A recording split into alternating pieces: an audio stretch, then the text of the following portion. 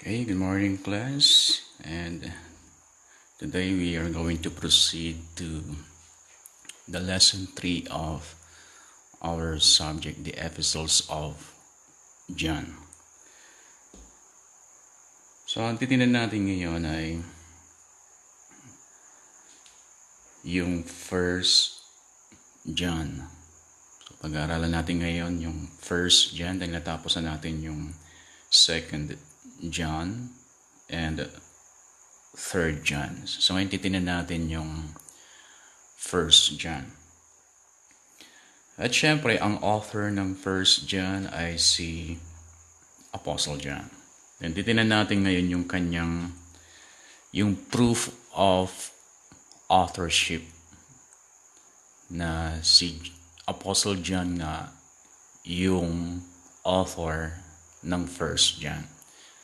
At ang unang magpapatunay dito ay isang taong ang pangalan niya ay Polycarp.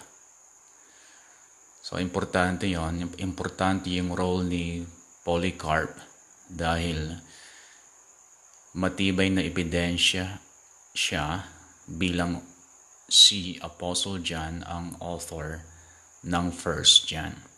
And sino nga ba si Polycarp? Si Polycarp ay isa siyang early Christian. Ipinanganak siya ng hindi pare-parehas ang sinasabi ng mga sumulat ng kanyang buhay. Ang iba nagsasabi 52 AD siya ipinanganak. Ang mga iba 54, ang mga iba 62, ang mga iba 69. So, ang kanilang mga estimate ay from 52 to 69 AD. So, yan ay first century pa yan. And then pagdating ng second century, naging bishop siya ng Smyrna. Kung maalala po ninyo yung Smyrna, ay isa yun sa mga churches sa Asia Minor. Yung seven churches na kinausap ng Lord through Apostle John doon sa island of Patmos. Yung isang church doon ay naging bishop or sabihin natin naging head pastor si Polycarp at ang church na yun ay ang Smyrna. Yan, ang napakaganda nun, si Polycarp kumbaga ay nakasunod sa yapak ni Apostle John. At sa katunayan, siya ang nagpatunay. May traditional belief na siya ang nagpatunay na ang epistle of First John ay si Apostle John nga ang sumulat. Ang nangyari base doon sa mga belief ang iba ay Roman Catholic, ang iba ay Orthodox Church, yung mga churches dyan sa area na yon ay iginapos daw si Polycarp, and then habang nakagapos ay sinunog. Subalit hindi siya natatalaban ng sunog. Kaya nagdesisyon na lang sila na saksakin na lang. So parang si Apostle John lang din na hindi siya natalaban ng lason at hindi siya natalaban ng kumukulong langis. So matindi kasi ayon sa belief ng mga churches ay siya ay disciple ni Apostle John. Siya ay estudyante ni Apostle John. Kaya Hindi tayo magtataka kung halos magkaparehas yung kanilang naranasan.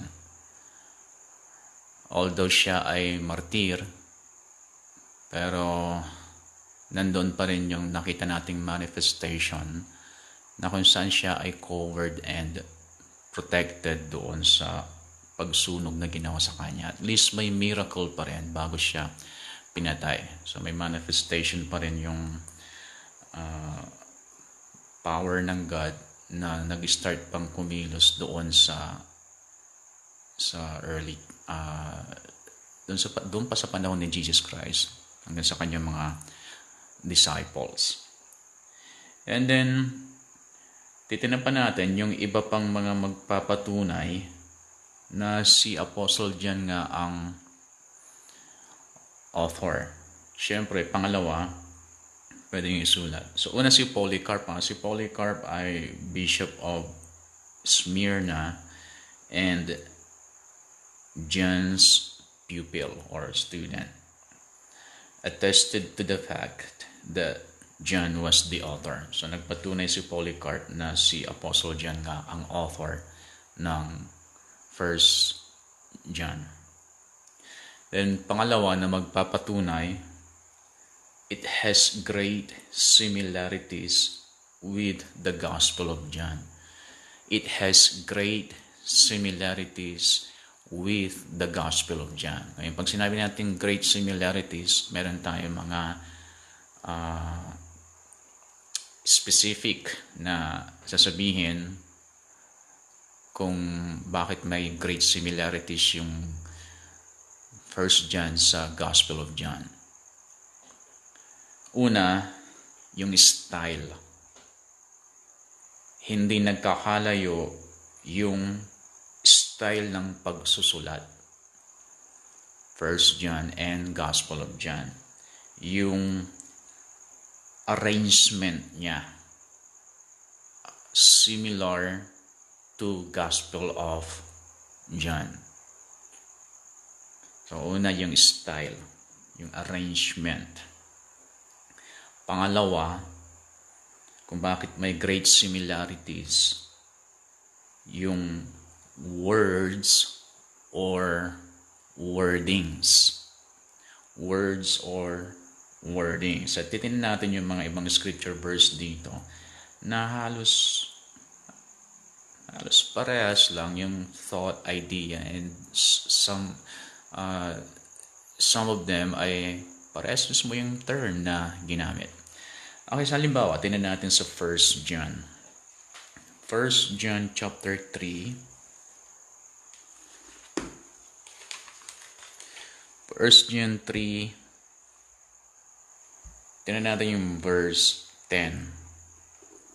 1 John 3:10, ang sabi niya, in this, the children of God and the children of the devil are manifest. So, hindi ko nitutuloy kasi papakita ko lang yung wordings niya. No? In this, the children of God and the children of the devil are manifest. Okay, then tingnan natin yung may pagka-similar ito dito sa Gospel of John. Gospel of John. Tingnan natin yung chapter 8. Chapter 8, tingnan natin yung verse 44. Ang sabi niya, you are of your father, the devil, and the desires of your father you want to do. He was a murderer from the beginning and does not stand in the truth, because there is no truth in him. O, tignan nyo when he speaks a lie, he speaks from his own resources, for he is a liar and the father of it. So, doon sa 1 John 3:10, ano sabi niya? Children of the devil. And then dito, so, verse 44 ng Gospel of John, desires, or you are of your father, the devil, So children of the devil, your father, yun ang nilalaman dito sa John 8:44. Your father, the devil. And then sa 1 John, children of the devil. So, similar siya. Mayroong similarity. And then, isa pa dito sa, tingnan natin 1 John chapter 4. 1 John chapter 4. And then, tingnan nyo yung verse 9. 1 John 4:9. In this, the love of God was manifested toward us, that God has sent His only begotten Son into the world that we might live through Him.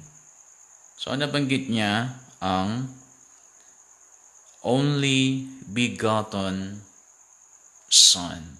Only begotten Son. So, alam nyo kaagad kung ano ang wordings na yan. Kasi sa John chapter 3, actually hindi lang chapter 3 yan. Tinan natin chapter 1. John chapter 1. John chapter 1 verse 8. Sabi niya, He was not that light. He was sent to bear witness of that light.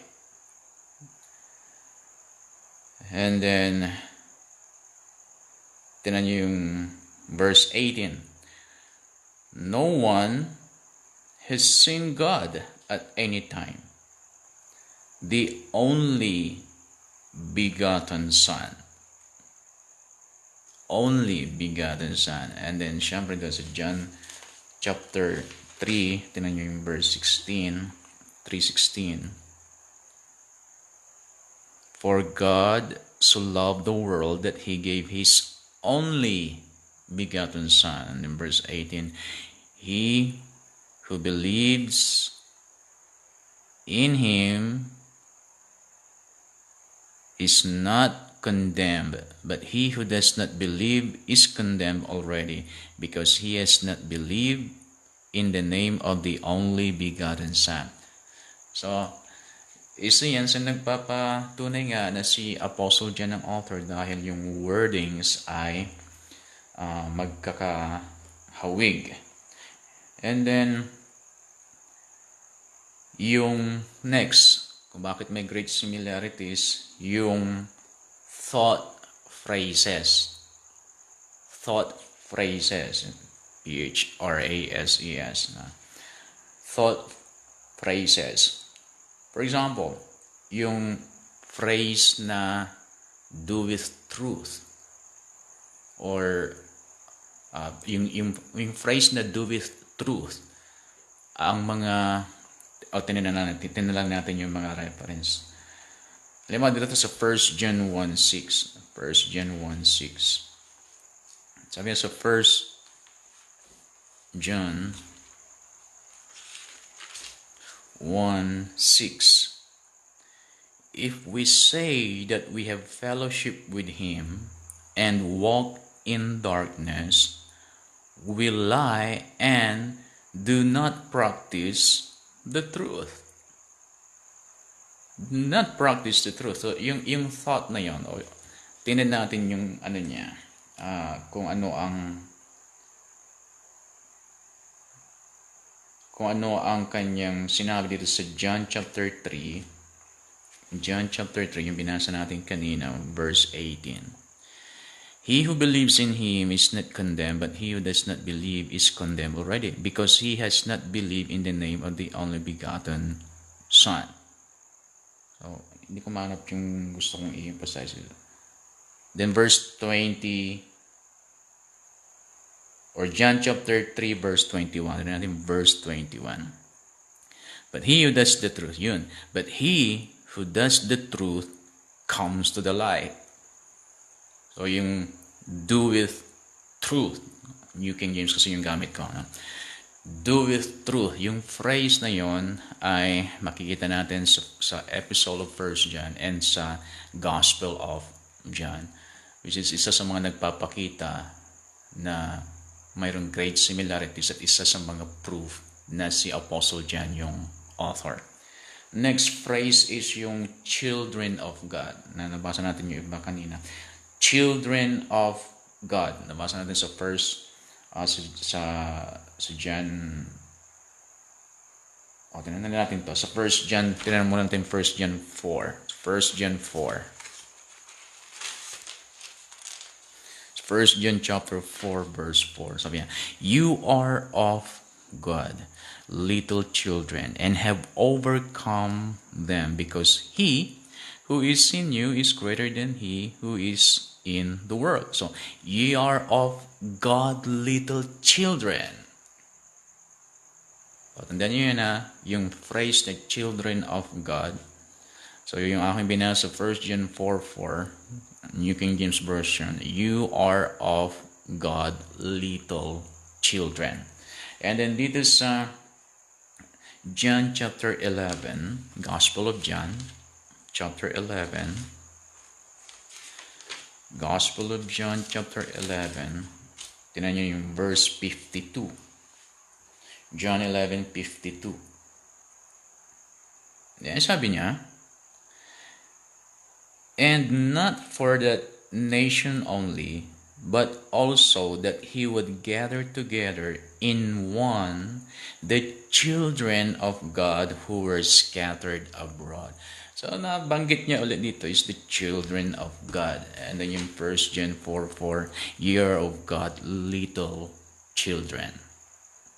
So, yung phrase na children of God ay nagpapakita na mayroong similarity yung Gospel of John sa 1 John. Kasi iisa nga ang author. And ito pa, yung phrase na born of God. Born of God. Dito sa, syempre, John chapter 3, alam nyo na yan, na binanggit yung born of God. And then yung binasa ko kanina, 1 John 5:4, born of God overcomes the world. So, similarity ulit yan. And then, the vocabulary.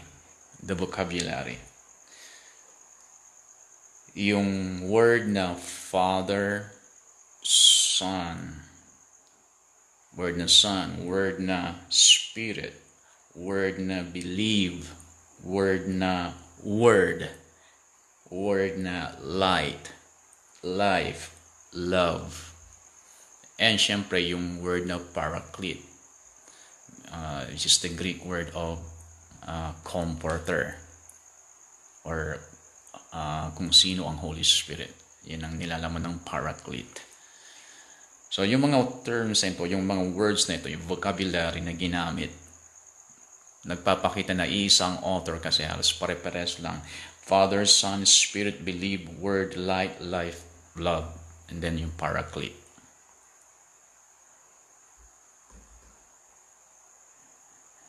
So parang sa atin lang din ngayon, pag nagbasa kayo ng mga chat sa inyo sa Messenger, minsan kahit na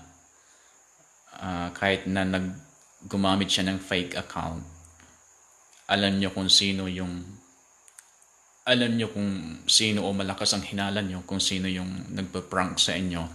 Kasi yung style ng pagsusulat, yung mga dating ginagamit na salita, yung pag-type niya doon sa paggawa ng pag-construct ng mga sentence, ay may hinala kayo kaagad na iisa lang ang may gawa. Kasi pare-parehas lang yung mga vocabulary na ginagamit at yung way ng pagsusulat. So, parang ganun lang din yan. Okay, so nakita natin yan na si Apostle John nga napatunayan sa mga, lalo na yung matibay si Polycarp, no? Yung Bishop of Smyrna. And then yung great similarities sa way ng pagsusulat, sa style, sa arrangement, sa wordings, sa thought phrases, at sa mga vocabulary. At makikita na yun ay nagpapatunay na si Apostle John nga ang author ng First John. So tingnan naman natin yung date at yung place ng letter. Saan niya ito isinulat? At yung date estimated nila kung kailan ito isinulat. Although this is uncertain, hindi sure, but probably written from Ephesus. Isinulat probably ni Apostle John yung First John sa lugar ng Ephesus, which is isa sa mga isa sa mga churches of Asia Minor na nandoon sa Revelation. And then yung estimated date between 85 to 95 AD. So ito ay first century, late first century na to. Between 85 to 95 AD. Uncertain ito hindi siya tiyak, pero hindi nalalayo dyan. And then ito ay written to the churches of Asia Minor. Isinulat ito ni Apostle John, naka-address sa 7 churches na nandoon sa Revelations chapter 2 and chapter 3. So, yung mga churches doon, yung Church of Pergamum, Thyatira, Smyrna, Sardis, Philadelphia, Ephesus, and Laodicea. So, ang 7 churches na ito, yung location nito, magkakatabi lang to. And then, mayroong island na maliit lang, that is island of Patmos. Nung in-exile si John, Apostle John, doon sa Patmos na yun, then doon siya nakareceive ng vision tungkol sa 7 churches. So, nang sinulat niya ngayon ng First John, in-address niya ito para sa mga churches of Asia Minor. Sinulat niya ito para sa 7 churches of Asia Minor. So, nalala ko tuloy nung sinama nila ako, Ma'am Karen, na nag-cruise kami sa Aegean Seas. So, yung Aegean Seas kasi, dagat yan na nasakupan niya ang Greece at Turkey. Kasi yung Asia Minor, yan ay Turkey ngayon, Turkey. So, magkatabilan yung Greece and Turkey, kaya ako nakapasok din ng Turkey. Yun ang napuntahan kong bansa na hindi na siya Europe. Although nag-a-apply sila na maging European country, pero hindi pa approved. So, kaya yung passport ko noon ay natatakan pumasok ng Turkey from Greece sa pamamagitan ng ship, ng cruise ship, barko. So, nung papunta na kami doon sa island of Patmos, nagkataon na mayroong hindi maganda yung panahon, may ligaw na hangin at sobrang lakas, hindi makadak yung barko. Kaya napadaan lang, nakita lang namin, natanaw lang namin yung island, pero hindi kami nakapunta doon mismo. Pero ang dami ng mga makikita mong mga structures din doon. So, share ko lang. So, ang Epistles of John ay isa sa mga general epistles. So, importanteng malaman ninyo yung general epistles. Ano ba yung general epistles? Pagka from Book of Hebrews to Book of Jude, yan yung mga tinatawag na general epistles. So, pag start natin sa Hebrews, siyempre Book of Hebrews, Book of James, Book of Peter, 1st and 2nd Peter, 1st, 2nd, 3rd John, and then Jude. So, ilan yan? 1, 2, 3, 4, 5, 6, 7, 8. 8 books Sa New Testament ay tinawag na general epistles. Okay? So ngayon, bakit naman tinawag na general epistles? Tinawag na general epistles because generally speaking, they were written to the church in general. Or sabihin natin na ganito, church everywhere. So, they were written to the church in general or church everywhere rather than to one specific local congregation. Katulad ng mga sulat ni Apostle Paul, except yung Hebrews kasi siya yung mataas na percentage na writer ng Hebrews. For example, the Ephesians. So specific siya, nakasulat siya para sa local church ng Ephesus. Philippians, Thessalonians, Corinthians. So sinulat siya sa isang specific local church. At naka-address yung specific present needs nila. For example, Corinthians. Ang mga Corinthians ay grabe yung background ng mga yan. Grabe yung background ng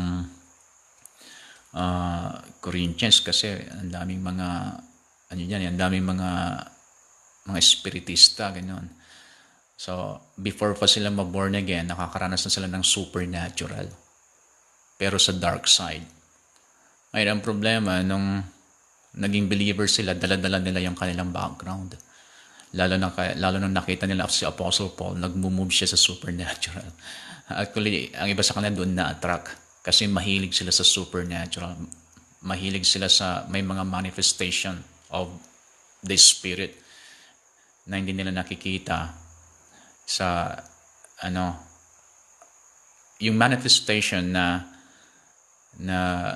mayroong effect physically ay yun ang kanilang nakasanayan na hindi nila nakita sa ibang mga nanghihikayat. Kaya nung nakita nila sa life and ministry ni Apostle Paul, may vision, may manifestation of the gifts of the Spirit, may speaking in other tongues, na-attract sila. Ang problema, dala-dala nila yung background nila. Kaya nung nag-manifest na ang Holy Spirit, lalo nung wala si Apostle Paul doon, ay nagkagulo kasi umahalo ang flesh, umahalo ang evil spirits. So, sila ngayon ay tinuruan ni Apostle Paul. At isa sa mga tinuro ni Apostle Paul ay importante when it comes to the gifts of the Spirit ay let all things be done decently and in order.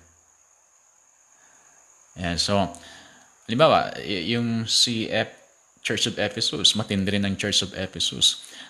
Yung sulat ni Apostle Paul kay Timothy, si Timothy, pinaniniwalaan na siya ay bishop of Church of Ephesus. At isa sa mga sulat ni Apostle Paul kay Timothy na para sa mga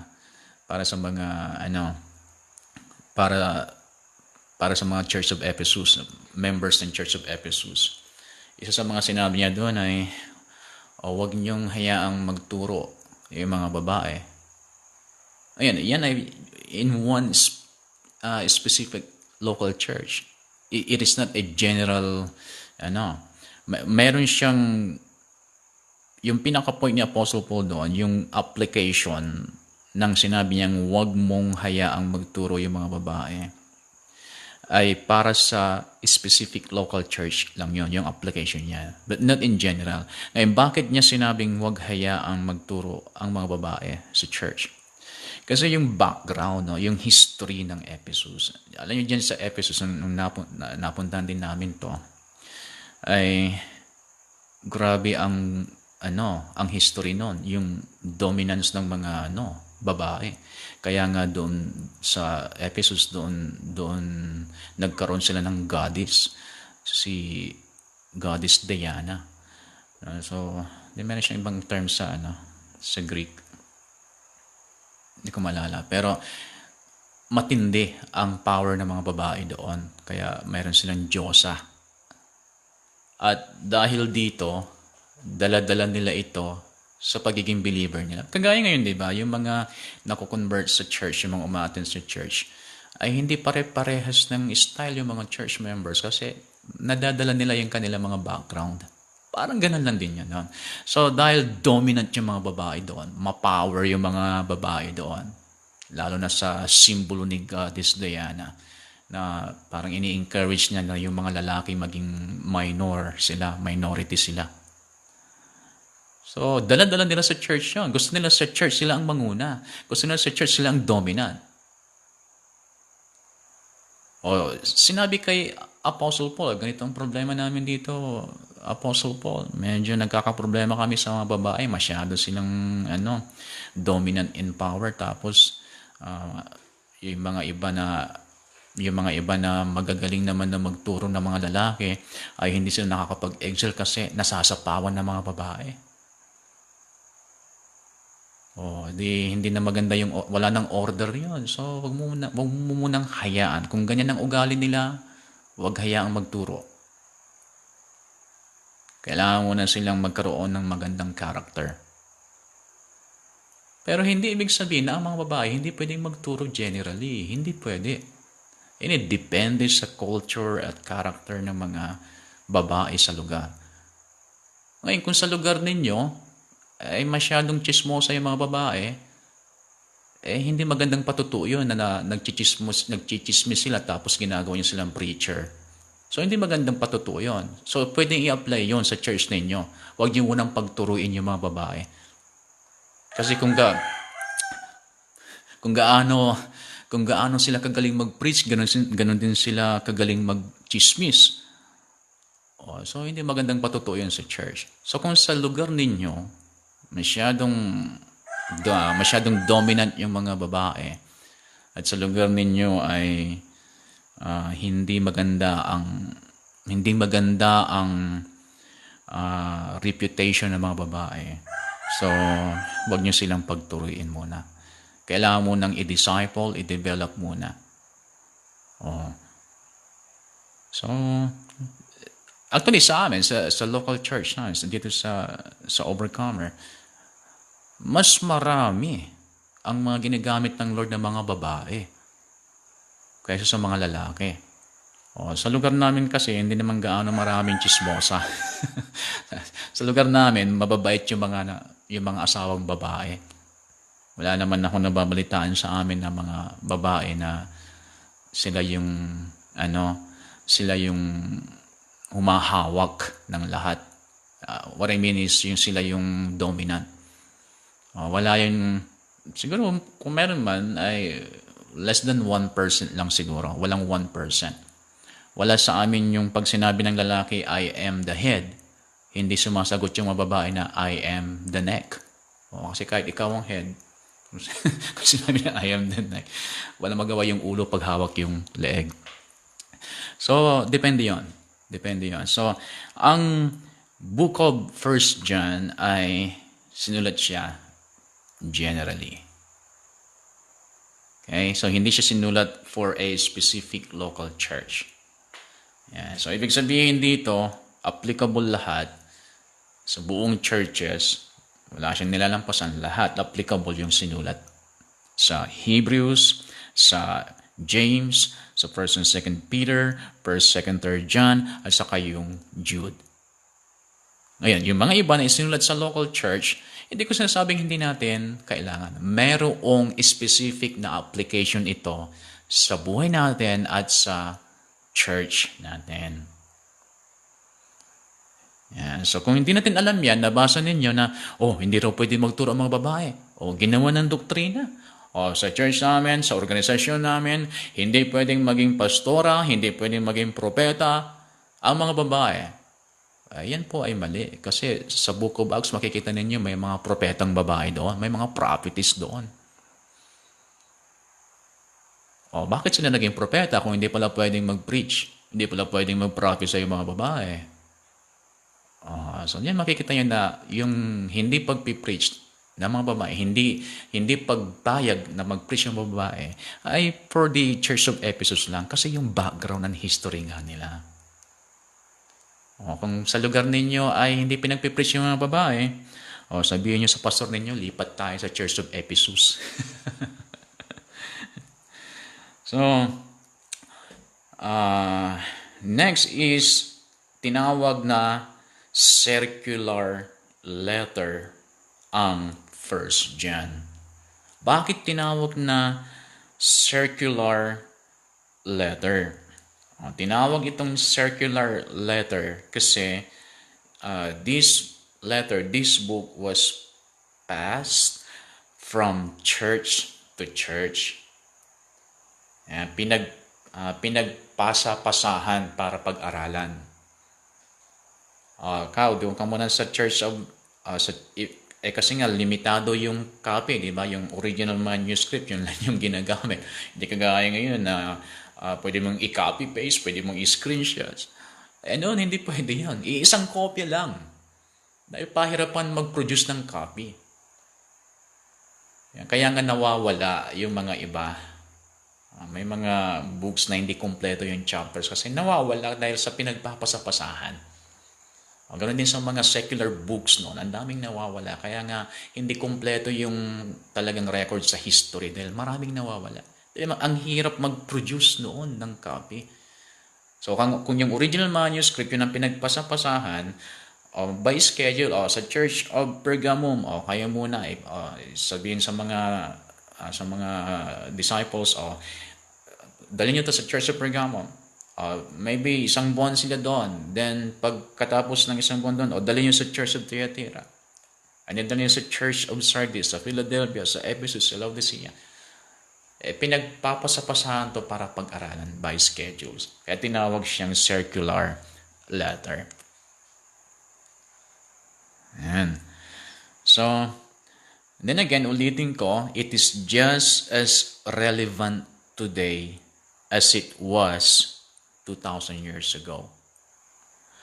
Man's need is forever unchanging, and so is God's answer or solution. Parehas lang yung needs ng tao. Tao kailangan kumain.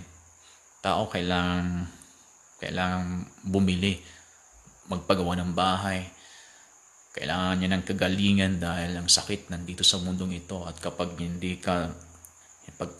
sinuway mo ang natural law, mali yung diet mo, kulang ka sa exercise, kulang ka sa tulog, hindi mo alam i-manage ang stress, talaga magkakasakit ka. So, kailangan ng tao ang healing and health. At ang God's Word ay hindi nagbabago ang kanyang sinasabi na ang solusyon sa mga needs na ito ay nandyan lang sa Bible, nandyan lang sa sulat ng mga apostles. Okay, so 10 minutes ata. 10 minutes tayo. Ang 1 John ay na-maintain niya yung high moral standard. Maintains a high moral standard. Bakit natin sinabing maintain niya yung mataas na moral standard? Siyempre, first of all, 1 John does not condone sin. Hindi niya hinahayaan talaga na okay lang na mamuhay tayo sa kasalanan. Hindi niya ito hinahayaan. And nag-offer siya ng way out. Nag-offer siya ng paraan kung paano magkaroon ng freedom from sin. Paano magkaroon ng liberty sa sin. Ayan ang ibig sabihin ng liberated. Liberated from sin. Hindi liberated to do sin. So, mataas ang standard ng 1 John kasi does not condone sin. Pangalawa, centered on Christ. Christ-centered ang 1 John, epistle of 1 John. Christ-centered. It is centered on Christ. And then, mentions, mataas ang standard kasi mentions God, Son, and Holy Spirit over and over and over and over again. So, hindi ko maintindihan kung bakit marami pa rin hindi naniniwala sa truth na ito about God, Son, and Holy Spirit na kung tawagin natin doctrine of Trinity.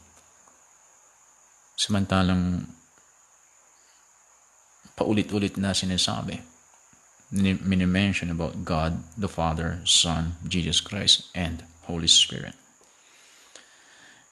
John was known to be intolerant of false doctrine or heresy, especially in his later years. So grabe siyang umatake sa mga false doctrines. Talagang pinag-ingatan ni Apostle John ang mga believers. Pinrotektahan niya sila from false doctrines. Although ang mga iba sa kanila pasaway, may mga pasaway din. May mga kumontra, may mga naniwala pa rin sa mga false teachers. Pero yung passion ni Apostle John na panatilihin yung mga believers sa tamang doktrina ay matindi. Kumbaga parang ganito mamamatay na rin lang ako, then gugugulin ko ang mga natitirang buhay ko pa para protektahan ang mga tupa ng Diyos mula sa mga maling doktrina. And so, ito pwedeng isulat nito, yung about the contrast and complements. The first episode of John contrasts or complements the Gospel of John. So, parang nagdugtong yung bituka ng First John at ng Gospel of John. Ang Gospel of John gives foundation of faith or foundation for faith. So, isulat nyo yun. The Gospel of John gives foundation for faith. While epistles of First John gives foundation of assurance. Gospel of John, foundation of faith. Epistle of First John, foundation of assurance. So, it contrasts and complement. Yan ang sinabi natin kanina. And then, Gospel of John gives proof of the deity of Christ. Gospel of John gives proof of the deity of Christ, while Epistle of First John gives proof of the humanity of Christ. So sa Gospel of John, yung deity, yung pagka-Diyos ng ating Panginoon. Pero sa Epistle of John, yung proof sa pagkatao ni Jesus Christ. 100% God sa Gospel of John, 100% man sa Epistle of John.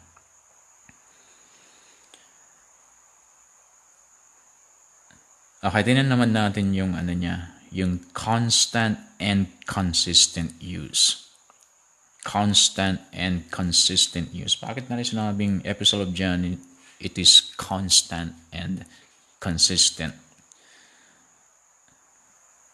Dahil it never gets boring or ineffective.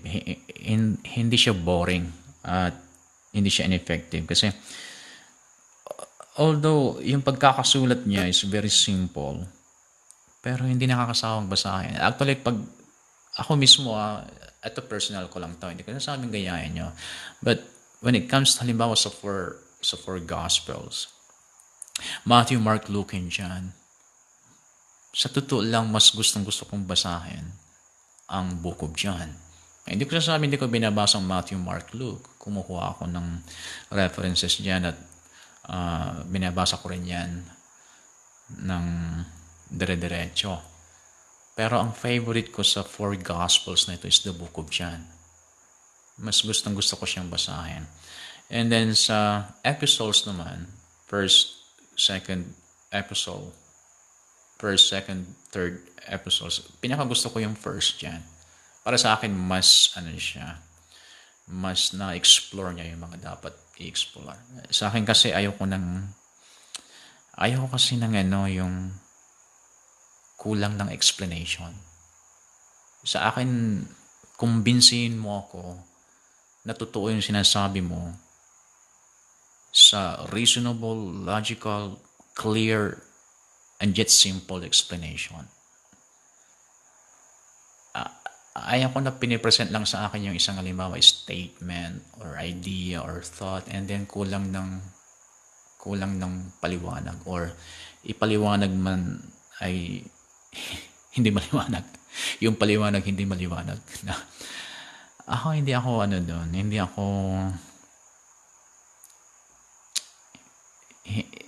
ako receptive kumbaga kapag ang isang idea, isang thought, or isang belief ay kulang ng paliwanag. Ayaw ko pag nag-explain ka, be sure na na-explain mo nga. At hindi lang basta na-explain, kundi make sure na naunawaan ng kausap mo. Hindi yung gusto mo lang na i-share, gusto mo lang na sabihin. Discern mo kung yung naririnig o yung nakakapakinig sa'yo ay naunawaan na nga niya. Huwag kang basta magsalita. Seek to explain in ways na yung kausap mo naiintindihan niya yung sinasabi mo.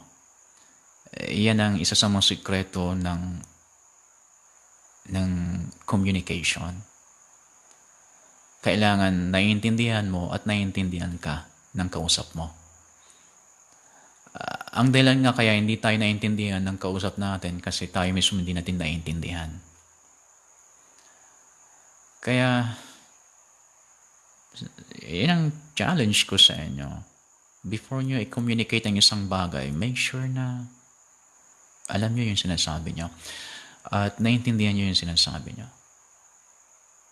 O gagraduate kayo ng REMA, i-represent nyo ang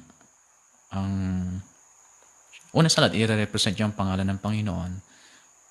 So, hindi naman siguro maganda na ang i-represent mo Panginoon pero hindi ka naiintindihan. And then, i-represent nyo ang REMA. Siyempre, kilala yung pangalan na ito, lalong-lalo na sa Amerika dahil dyan yung pinagbulan ng pangalan na ito, REMA. And then pag kayo ay nag-preach, hindi naman kayo naiintindihan. So, sana nga lang, no? Na kung gaano ka-excellent yung mga nagtuturo sa inyo ay sana mas malampasan nyo pa yung excellence na yon. Hindi yung gagraduate kayo na walang spirit of excellence. Kasi alam niyo, pag sinabing REMA graduate kasi, sa aming kapanahunan, pag sinabing REMA graduate, ay iba sa ibang graduate ng Bible school. Nawawala na yung ganun Nawawala na yung ganung pagkakakilala nila sa REMA dahil ang daming gumagraduate na daig pa ng mga tinuruan lang sa Sunday school sa isang local church. So, sana makadagdag tayo ng honor and glory higit sa lahat sa Panginoon at syempre kailangan maging proud din sana yung mga tagapagturo nyo sa kalalabasan ng inyong ministry pagdating ng araw. Okay, so tatapusin ko na ito. Never gets boring or ineffective. It is so deep and yet so simple. Sabi niya, 1 John, the epistle of John, it is so deep and yet so simple. Deep but simple. Not complicated. It is simple but deep. Yan ang mga kailangan nating minister ngayon. Deep but simple. Simple because of the simple language and it is easy to understand. Kaya sinabing simple. Because of the simple language and it is easy to understand. Deep because it can be read and reread and studied and still new light and understanding and revelation can be brought forth. Kaya deep kasi kahit na paulit-ulit mong pag-aralan at basahin, then more understanding and more revelation is coming out from this book. Kaya it is so deep and yet simple. Okay, so dito muna tayo magtatapos sa lesson 3 natin. And again, you are blessed.